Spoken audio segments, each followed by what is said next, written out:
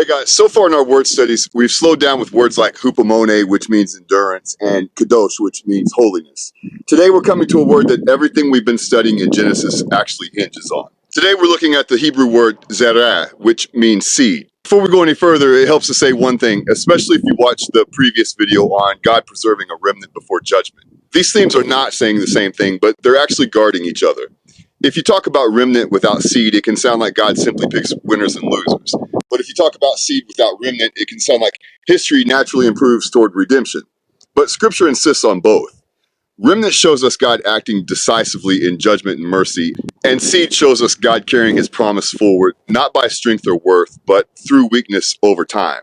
So keep that frame in mind as we move forward. God wanted it to be unmistakable that he worked his promise through real bodies, real families, and real generations, so that when Christ comes, salvation is embodied and not imagined. That's the end of the argument. Genesis 3:15 is where this word first does real work. God doesn't promise Adam and Eve relief, remember? He promises a seed.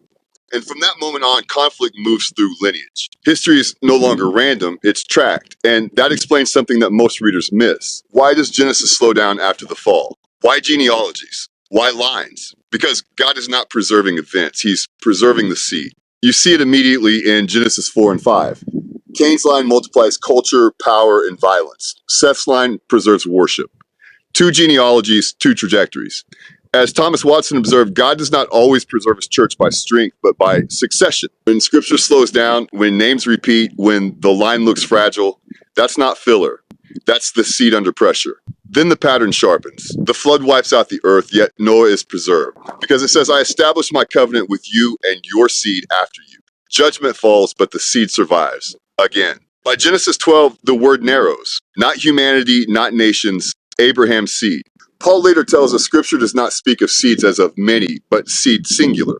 One promise moving through many generations. As John Owen pressed, the covenant advances not by visible strength, but by a promise guarded by God himself. That's why barrenness matters. That's why younger sons replace older ones. And that's why lines survive against probability. That's why Christ comes from an unexpected branch. Now, by David, the seed is royal. By the prophets, the seed is future. By the Gospels, the seed is named. Genesis isn't wandering, it's aiming. So when Scripture slows down, when it traces names, when it guards lines before judgment falls, it's not delay, it's covenant theology in motion. Until next time, keep standing, contend earnestly, and endure well.